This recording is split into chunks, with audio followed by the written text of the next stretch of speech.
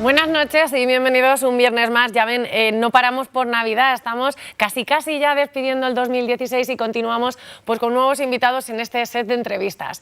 Esta noche vamos a hablar de una problemática que muchas veces se intenta esconder o acallar. Les hablo, bueno, lo habrán visto en la pegatina que llevo puesta esta noche. Vamos a hablar del bullying, del acoso escolar. Poco a poco se ha ido colando en todos los informativos porque este tipo de acoso cada vez se ha ido haciendo más grave y parece como que no se sabe cómo trabajar o cómo luchar contra él. Sin más, les voy a presentar a nuestros invitados de esta noche. Tenemos a Francisco Sorolla. Buenas noches. Buenas noches. Bueno, es el secretario general de una asociación Abalcae que lucha contra esta problemática de la que vamos a hablar esta noche y tiene delegación aquí en Albacete. María José López, buenas noches. Buenas noches. La delegada de Abalcae en Albacete.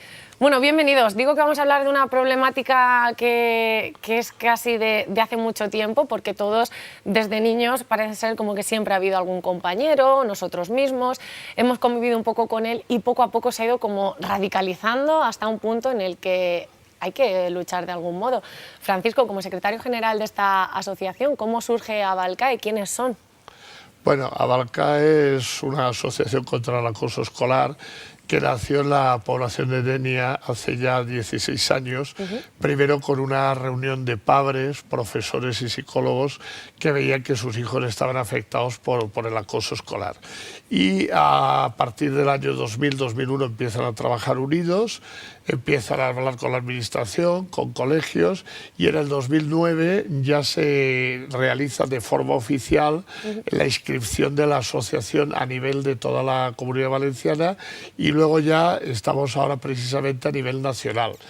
¿Por qué estamos, digamos, expandiéndonos? No porque nos guste trabajar más, sino porque vemos que el acoso escolar está ganando cada día más terreno en el tema. Y la administración, por mucho que quiera hacer, o no lo hace del todo correcto, o lo hace de una forma un poco dejada de la mano de Dios. Y mientras todos no rememos en la misma dirección, pues el acoso escolar cada vez irá más. Y entonces, pues la asociación Abalcae lo que ha decidido es empezar a nombrar delegados. Tenemos en Valencia, en Castellón, ahora en Albacete con María José y, en fin, en otras provincias expandiendo por toda España. Como digo, es una problemática pues, que en estos últimos años ha ido colando en los informativos porque vemos casos cada vez más graves que salen a la luz. María José, bueno, como la delegada que va a ser aquí, bueno, que ya es en Albacete de Abalcae, no sé, un poco la sensación de los padres. ¿Cómo se puede detectar que un hijo puede estar sufriendo acoso escolar en el colegio? ¿Cómo cambia la actitud? Un poco, ¿qué es lo que primero se detecta? Que es muy difícil detectarlo. Vas uniendo cosas, vas viendo lapiceros rotos, que le falta material, las piernas con moratones y que le duele la cabeza, que no quiere ir al cole, y entonces ya vas uniendo cosas y es cuando detectas. Normalmente, bueno, las víctimas suelen ser personas que no lo dicen en casa, ¿no? Tienes que tener la voz de alarma en casa y también en los centros escolares, ¿no? Pero el centro escolar es que nunca lo reconoce.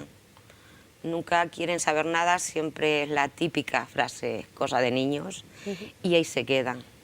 Entonces cuando buscas ayuda no encuentras en nadie, encuentras un vacío, nunca tienes ayuda, por mi experiencia, ni del colegio ni del AMPA. A mí me dijeron, búscate la vida. Y así hice, buscarme la vida.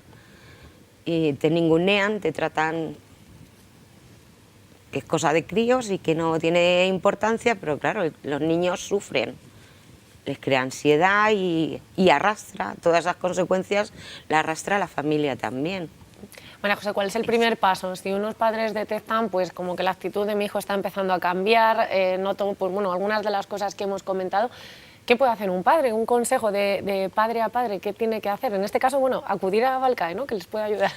Sí, fui a Abalcae, me puso en contacto conmigo a través de Pedro, Pedro, yo no me acuerdo del apellido, Soriano. De Pedro Soriano, el concejal no adscrito. Sí, porque vi que el ayuntamiento vendió este verano que se iba a crear algo sobre una concejalía, iba a llevar el tema del acoso.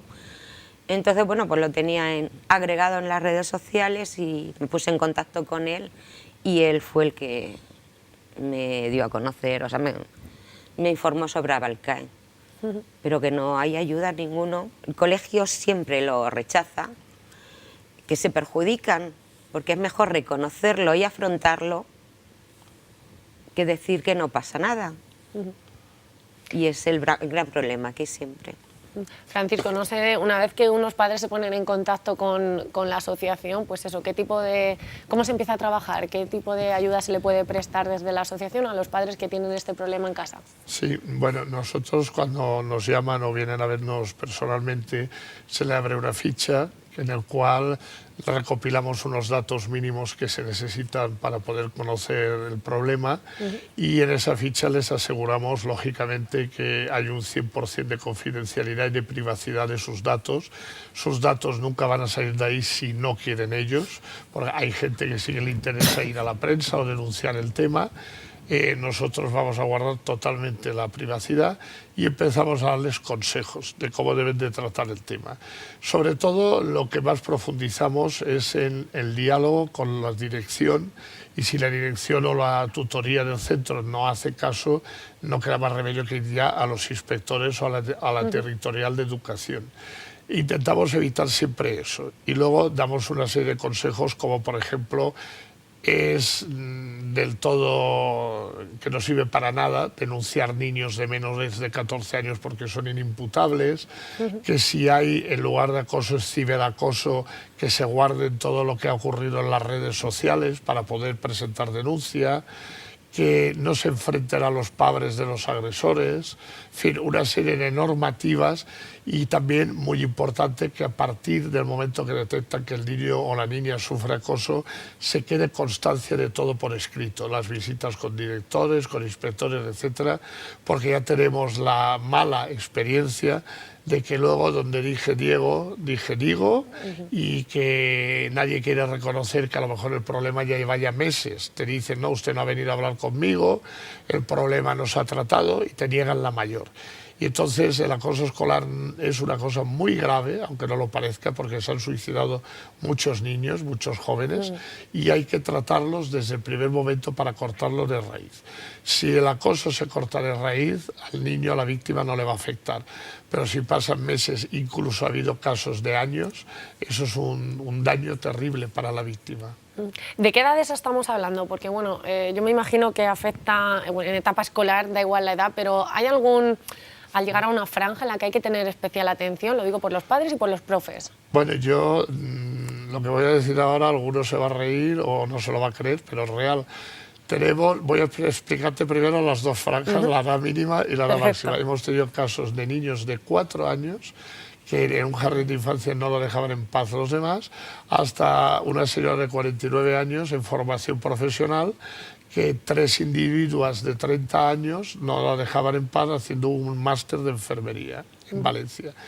Y la edad, digamos que más grave, donde más se produce ahora mismo el acoso escolar, está entre los 9 y los 14, siendo la punta ya del iceberg los 11-12 años. En los 11-12 años hay una barbaridad de acoso escolar que muchas veces no reconocen las autoridades y los propios políticos. Bueno, lo escuchamos también en los medios de comunicación. Ha cambiado la forma. Yo creo que habitualmente pues era el insulto, ¿no? el acosar directamente pues, de esa forma verbal, incluso llegar a pegar a un compañero, pero ha ido cambiando hasta que estamos hablando de ciberbullying, que es algo que ya también se ha popularizado y se conoce mucho, ¿no? El acoso escolar hay 3 variantes, según el psicólogo noruego que lo investigó en el año 1973, Downwell. Y en estas variantes tenemos desde la física, que es la más detectable, porque claro, si el niño te llega amoratado o con heridas, es fácil de detectar. Luego está el verbal, muy difícil, porque son insultos, meterse con el niño, etc. El psicológico, que es el que lleva una parte de todo el acoso escolar. Y luego tenemos el sexual, que cada vez está creciendo más, el peligroso, el ciberbullying y luego la exclusión social. De los 6 casos que hay, el más peligroso, lógicamente, es el sexual, que a veces se produce entre iguales, pero a veces es entre profesores o personas mayores que abusan de niños. Y entonces, cuando ya no es iguales, no podemos hablar de acoso escolar, pero sí que podemos llamarle o denominarle violencia escolar. ¿eh? Y luego el que está creciendo exponencialmente es el de las redes sociales, el ciberbullying o ciberacoso. ¿Por qué? Pues porque los padres normalmente no manejan mucho el tema si son personas ya más bien mayores, y dejan a los niños que se conecten a muy pronto. Entonces, lo que siempre decimos nosotros en nuestras conferencias, en nuestras charlas, es que darle un smartphone con WhatsApp, con Facebook a un niño menor de 14 años es regalarle una granada de mano. Tarde o temprano el niño tirará de la anilla y ya sabemos lo que pasa luego. Entonces, nosotros aconsejamos que si hay que darle un teléfono para estar localizado el niño o para poder conectar con él, sea un teléfono para hablar y recibir llamadas, o sea, llamar y recibir. Cuando tenga ya 14 años, que le regale un smartphone me parece muy bien. Antes, el niño no está preparado. Si nosotros dijéramos, oiga, dele un camión para conducir a un niño de 12 años, todo el mundo diría, lo veo claro, eso es imposible. Pues hay muchos padres que no ven claro que un smartphone le puede hacer daño a un niño de 11 o 12 años. Y de hecho, cada conferencia o charla que damos, por cada 100 padres que se presentan, de 10 a 20 le regalan un smartphone al niño con conexión completa y total a Internet, con todo el peligro que supone eso, no de él hacia los demás, sino de los demás hacia él, incluso de personas mayores que lo pueden estar engañando. El mal uso, que hemos dicho muchas veces, pues el desconocimiento lleva a un mal uso que acarrea consecuencias posteriores. El otro día leía en prensa, además me llamó la atención porque estábamos hablando la diferenciación del acoso sexual, del ciberacoso. El 70% del ciberacoso actual lo reciben chicas. No sé si esta tendencia, pues desde Abalcae, si lo han experimentado así, si es como... Bueno, el sexo también diferencia, sí, aquí también la probabilidad de sufrir. El sexo determina bastante el tipo de acoso. Los niños, el varón, el macho, por decirlo de alguna manera, es más físico, y las hembras, las mujeres, suelen ser más de exclusión social y de Internet. ¿Por qué? Porque la mujer es más sentida en el tema de sus amigas, de los insultos, de las cosas. A un hombre, a un niño, pues que le insulte, que le hagan algo, le puede hacer daño, pero menos.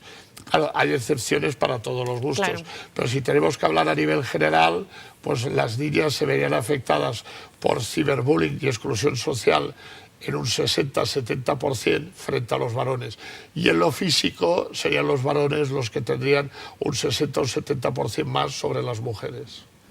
María José, hemos hablado también de, bueno, ha mencionado las AMPAs. No sé cuál es la experiencia, porque bueno, Abalcae hace charlas con los padres, como decíamos, pues se ponen en común muchas cuestiones, como la de regalar un smartphone, ahora que vienen las Navidades y pues muchos padres estoy segura que están pensando en regalar algún elemento tecnológico a sus hijos. María José, ¿cuál es su experiencia con el resto de padres, un poco a la hora de, pues, de exponer el caso? ¿Qué es lo que ha vivido? Yo no he tenido ningún apoyo. Yo a mi hijo, y lo sabían, no sabía la cantidad de niños que iban contra él. Pensaba que eran 3, luego eran más. Y por mi hijo yo dejé de llevarlo al colegio y ninguna madre se interesó. Nadie me llamó para decir qué pasa, por qué no viene, y todos sabían lo que pasó el último día. ¿En qué puede derivar un acoso continuado en el colegio? Pues bueno, los niños son personas que se van a ser futuros adultos. ¿De qué modo le puede afectar o de qué modo en su caso le afectó a su hijo el haber sufrido durante mucho tiempo, incluso haber dejado de ir a clase? Y lo seguimos teniendo. Tiene mucha ansiedad. Está muy ansioso, no quiere salir. Busca el juego, la consola, porque ahí sí que tiene amigos, pero no físicos. Entonces no, tiene mucha ansiedad y no... Bueno, José, sé que es un tema difícil de contar abiertamente, más que nada porque hay otras personas implicadas que siempre cuando queremos hablar de ello pues tenemos cierta precaución. Así que le voy a hablar como madre, ¿qué se siente? ¿Cuáles son los sentimientos que le pasan por su cabeza? No le hablo de su hijo ni de la experiencia, como padres, en casa. Pues se siente mucha impotencia, mucha indefensión, el vacío que hay, no tienes apoyo de nadie, no sabes por dónde moverte, porque yo estuve un año yendo prácticamente todos los lunes a las tutorías, al director, a la jefa de estudios, y no dieron solución.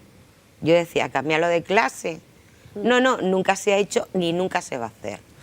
Todo esto yo no lo puedo mostrar porque siempre fui por las buenas. No tengo escritos, no tengo nada pidiendo citas ni nada, porque no sabes. Hasta que no pasa el tiempo y encuentras a más gente, no sabes.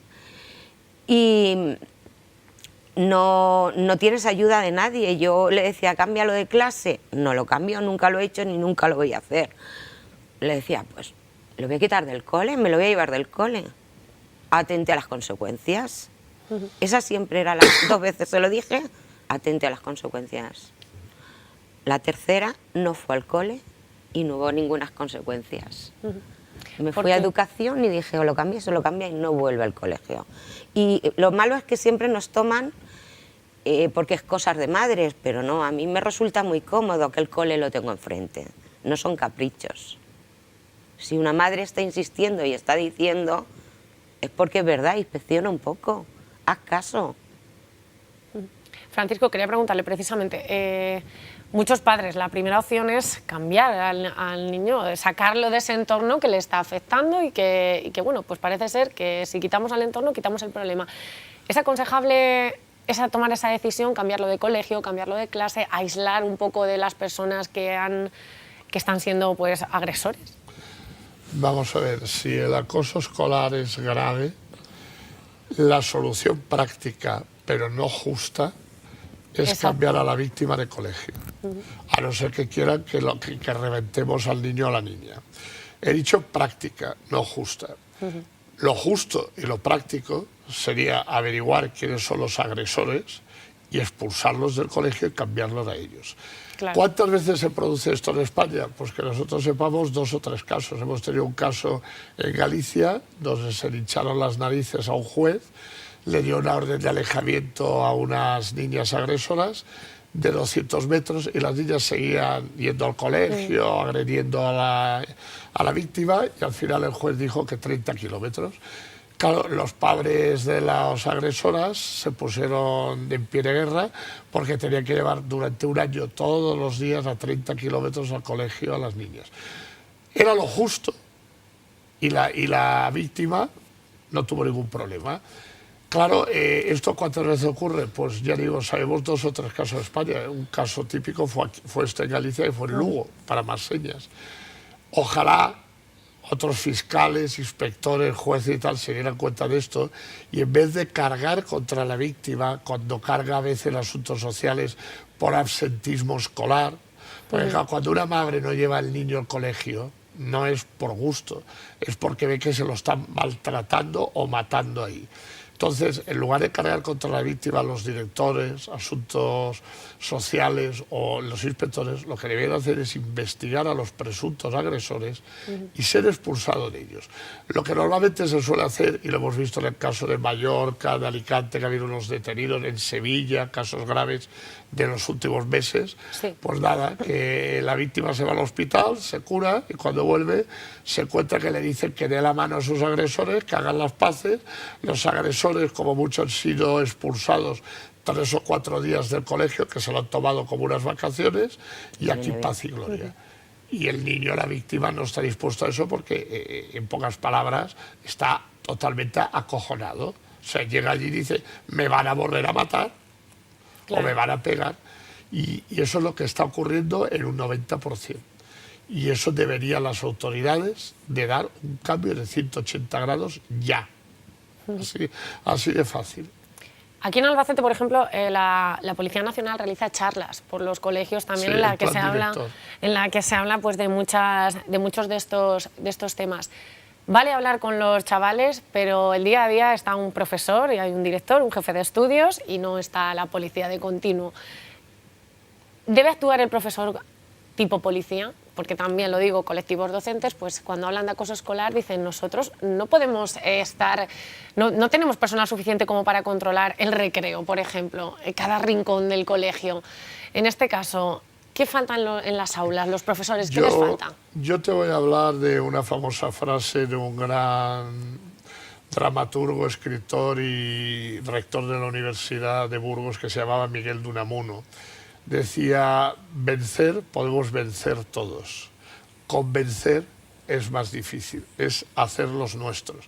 Si a un niño lo vencemos por la fuerza, o a una persona, si lo amedrentamos, si hacemos que vaya a la policía, si lo amenazamos, si le castigamos, cuando eso desaparezca, el niño volverá exactamente igual.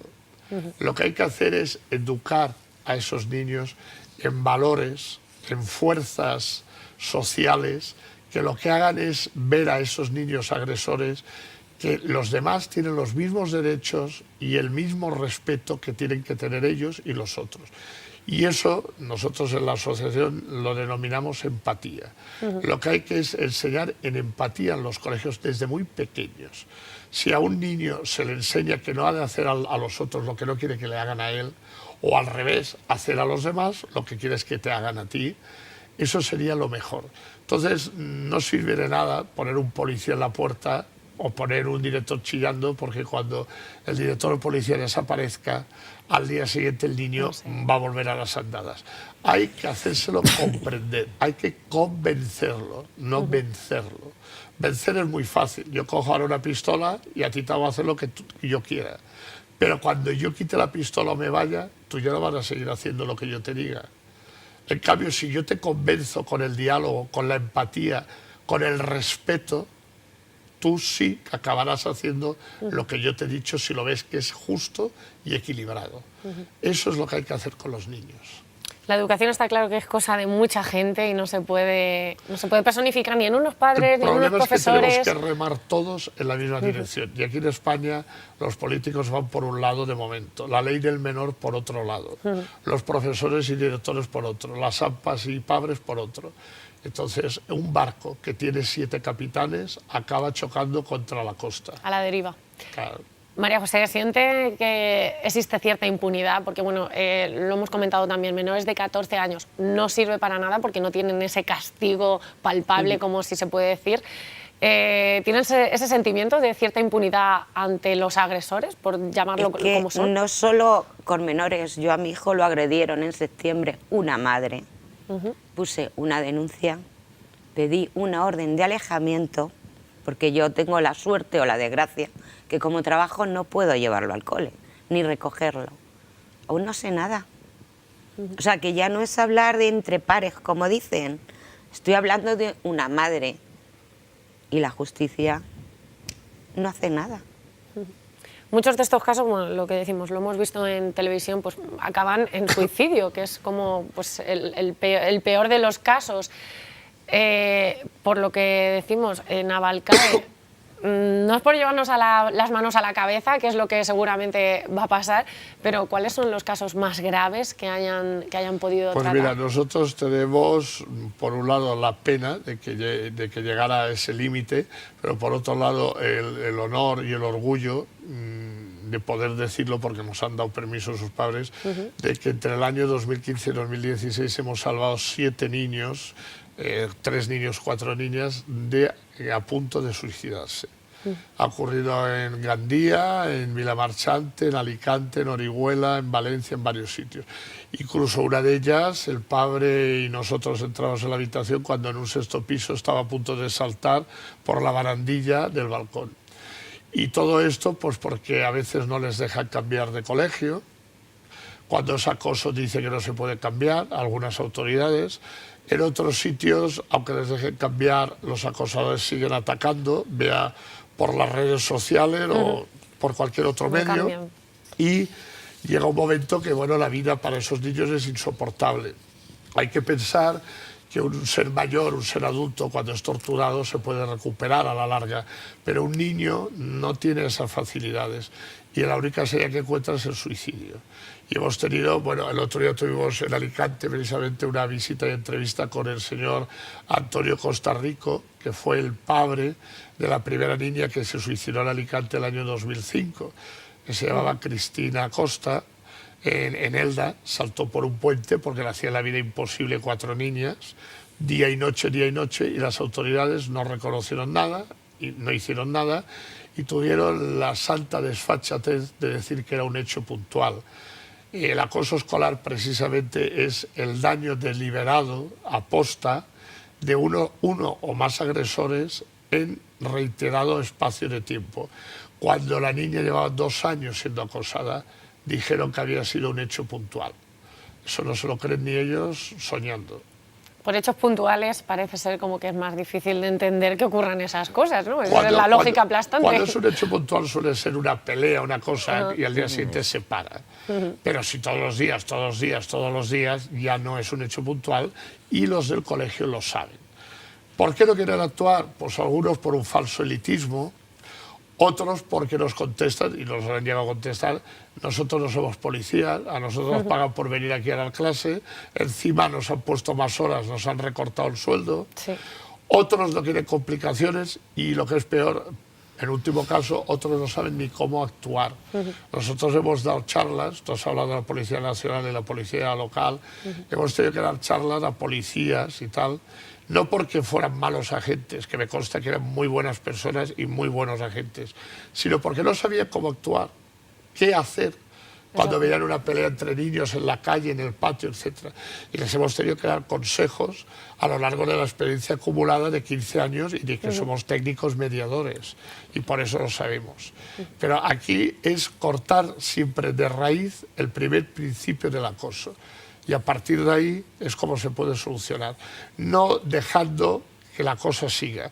Esto es como el que tiene un cáncer en una uña, le puede costar amputarse la uña, pero si no luego le va a coger el dedo, la mano, el brazo y al final metástasis y el cuerpo cae. Es lo mismo.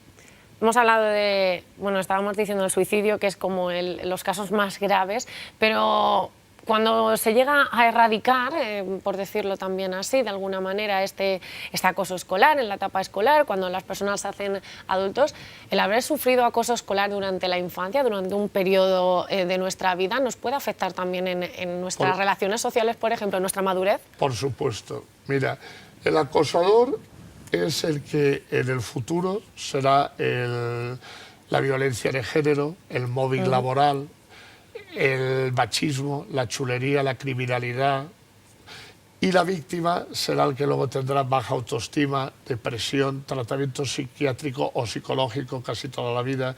Nosotros tenemos gente que nos lleva con 40 años y dice, no he superado lo que me pasó a los 12, 13. Lo único que se puede hacer ya a esa edad es darles libros, darles consejos de autoestima, de fomentar eso. Pero tú vas a un trabajo, vas a una reunión, vas a un sitio que haya grupos y te das cuenta inmediatamente. Son la gente que no te mira la cara, están en el último, son tímidos, no saben qué hacer, se encuentran avergonzados cuando ellos no han tenido la culpa de nada. Pero claro, el cerebro acaban deteriorándoselo y haciendo creer que lo que ha ocurrido tenían ellos la culpa, cuando nunca la han tenido. Es como una mujer que la violan y encima cree que la han violado porque la culpa era de ella. Eso no es así. Son temas en los que hay que trabajar mucho, por lo que decimos, remar todos en la misma dirección. Se nos acaba el tiempo, podríamos estar hablando del tema horas y horas. Años de esto. Yo les deseo, bueno, pues a Balcae con ese camino nacional que ha cogido, pues que sigan trabajando mucho y que tengan esos logros, por decirlo así, porque cuando hablamos de evitar suicidios parece como que es muy triste hablar de éxitos, pero que sigan en ese camino consiguiendo pasito a pasito que esas instituciones, colegios, padres, madres, que remen igual. Yo quería decirte una cosa, una famosa frase de Gandhi que decía que para que el mal triunfe basta que la gente de bien no haga nada. Gracias a Dios, ya aquí en Albacete tenemos gente de bien que hace algo, como Pedro Soriano, como nuestra delegada María José, y más gente que va a ver y en todos los lugares de España. Si la gente de bien se mueve, puede evitar ese mal. Pues simplemente, María José, no sé, para ponerse en contacto, porque seguro también que hay mucha gente que nos está viendo, se puede sentir identificado, hemos podido crear esa voz de alarma en muchas familias. ¿Cómo se pueden poner en contacto con ustedes? Pues yo en el Facebook tengo un grupo abierto que se llama Acoso Escolar en Albacete. Perfecto. Pues a través del grupo en Messenger se pueden teléfono, poner en contacto conmigo y yo ya... También hay un teléfono general. Está la de la delegación aquí, ahí. Si quieres te lo digo, es el 687-887831. cualquier llamada ahí se atiende a las 24 horas y se pasa a la y provincia. se remite o a al la sitio comarca. donde se puede Exacto, ayudar donde de sea. forma directa. Exacto. Pues muchísimas gracias, Francisco, ti. María José, por acercarnos a esta problemática y por darnos otro punto de vista también, que es las soluciones, que es el atajar y el ponernos a trabajar. Gracias a vosotros y a la televisión vuestra. Y a ustedes, pues ya saben, hoy hemos hablado de ese bullying que tanto se habla en los informativos y que es el acoso escolar bueno, pues que está en el día a día y que no hay que darle la espalda, hay que frenarlo, decir como nuestras pegatinas de hoy, no te calles. Así que yo desearles ya feliz año, porque nos despedimos y ya saben que el viernes que viene pues estaremos en 2017, como siempre, aquí en Mano a Mano con un nuevo invitado y con muchas más historias que contarles. Gracias, feliz año otra vez, nos vemos en 2017, buenas noches.